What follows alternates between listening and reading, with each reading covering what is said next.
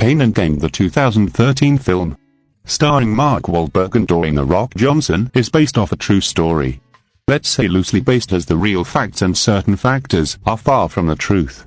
Not just for the real-life criminals but also their victims. The victims were shocked by their character change in the film, and the victims' families for the inaccuracies. Also other events which twisted the truth.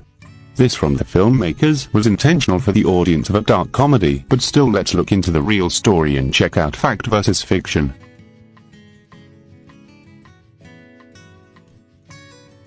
Paul Doyle, played by Dwayne Johnson, was a newly released prisoner and born-again Christian trying to stay sober, and the most sympathetic one of the gang was not a real-life character. He was acted for dramatization and thought to be several other characters of the Sun Gym gang who was not mentioned in the movie rolled into one person. Now dismisses this character from the story. The mishaps of the real kidnappers made it easy to see why Michael Bay decided to turn Pete Collins' Pain and Gain article into a dark comedy, shifting the focus away from the more serious side of the Pain and Gain true story. With one victim, the real Sun Gym gang used too much horse tranquilizer.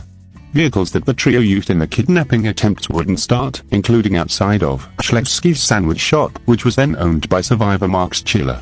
A chainsaw that they planned to use to cut up bodies failed to start because they forgot to put motor oil in it. In the movie, an electric chainsaw becomes clogged with hair. They burned out the engine trying to start it, prompting them to return the saw to Home Depot. These mishaps are, in addition to it taking roughly a half-dozen tries to successfully kidnap Max Chiller. The most screwed up thing is that kidnapping actually worked.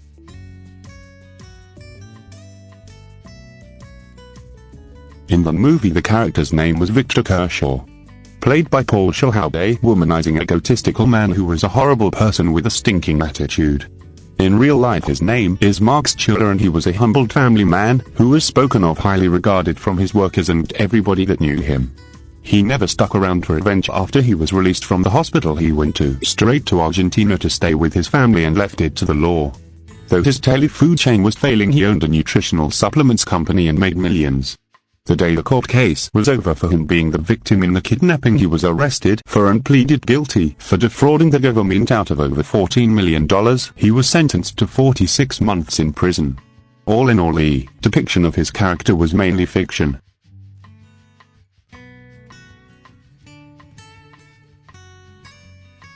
They did not dress up as ninjas, but during one of their kidnapping attempts, they did dress in all black, paint their faces with military makeup, and walk gloves.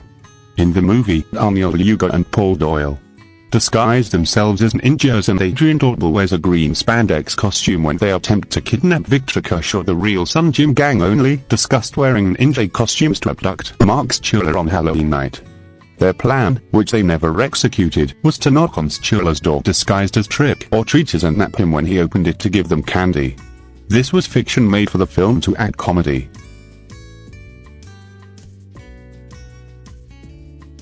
Adrian Dorball's wife Ramona Eldridge was played by Rebel Wilson. In the movie she is overweight, which is not true. She was a fitness fanatic and bodybuilder. Yes, she once did work as a nurse, but way before she met Dortble.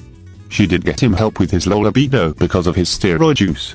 Dortble did marry Eldridge, but only so she could not testify against him for the kidnapping and the murders. Her character in the movie was way off from the person she was in real life. In the movie, Daniel Lugo killed Frank Grieger by a weight accidentally falling on his head, which was not true. Adrian Dortble got into a fight with Frank Grieger, and Grieger was hit behind his ear with a blunt object, but it was strangulation by Dortble that killed him. The situation was correct about Lugo and Dortble arranging business plans with Grieger with the true intention of robbing him, but it went wrong with Dortble killing him, not Lugo. Christina Fullerton's death was fairly accurate in the film. She witnessed Dortble fighting with Frank Grieger and killing him. It was Lugo who injected her with horse tranquilizer. He injected her more and more, trying to get the codes to Grieger's house and safes. She eventually died of an overdose, but it was Danny Lugo who killed her, not Dortble.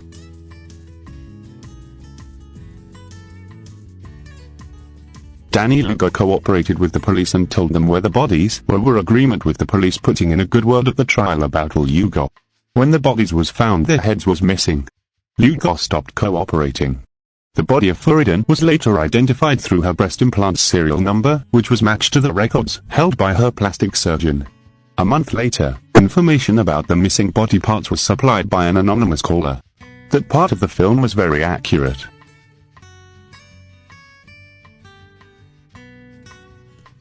The character Serena in the film was played by Portrayal. In real life she was called Sabina Portrayal. She was a former runner-up for Miss Romania and a penthouse model. Yes, she was dim and fell for the story that he worked for the CIA, thinking she was helping by being a honeypot. The prosecutor at the trial said she was blessed with a beautiful face and body, but not with any book smarts and common sense. The big inaccuracy in the movie was that Lugo never passed her on to Doyle or anybody else. They was together before the crimes, and she was even there for Lugo all the way through court.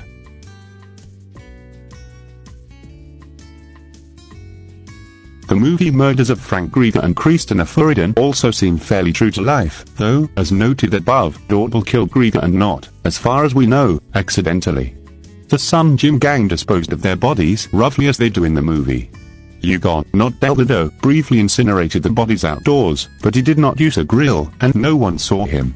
None of the men were in shootouts with the cops. No one lost a toe, and no dog walked around carrying the toe of a Sun Gym gang member in its mouth. Doyle and Delgado were at their homes. Lugo was tracked to a hotel in the Bahamas. He was handcuffed and returned to Miami on a commercial flight.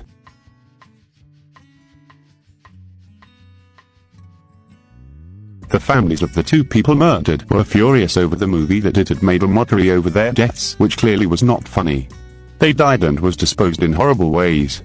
Also that the gang was made in the movie to be sympathetic screw-ups who killed Frank and Christina by accident when it was a cold calculated plan. Mark Schuler was also left furious about the depiction of his character, which was way out from the man he is. Also making a funny situation about his kidnapping, which he was tortured in brutal ways and they attempted to kill him, obviously leaving him mentally scarred over the whole situation.